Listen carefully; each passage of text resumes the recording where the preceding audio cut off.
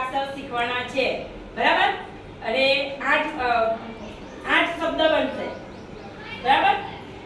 4 પહેલા બનશે ફરી 4 બનશે અને બધાની ઉપર વચમાં એક એક મૂળાક્ષર લખેલો છે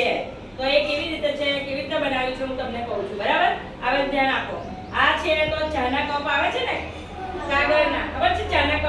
તો બહુ ઓછી કિંમતમાં આવે છે આ બરાબર અને એક કપ છે અને એને 4 ભાગ કર્યા છે અને કટિંગ કર્યા છે તો તમે બધા એની પર મૂળાક્ષર લખેલા જ છે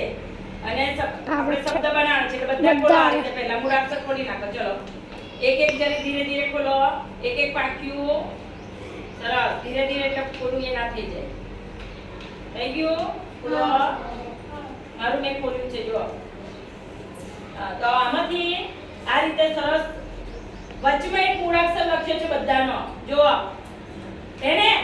તમને બધાને મૂળાક્ષર વાંચતા આવડે જ છે બરાબર તો હવે આ મૂળાક્ષર પરથી આપણે સાદા શબ્દ બનાવવાના છે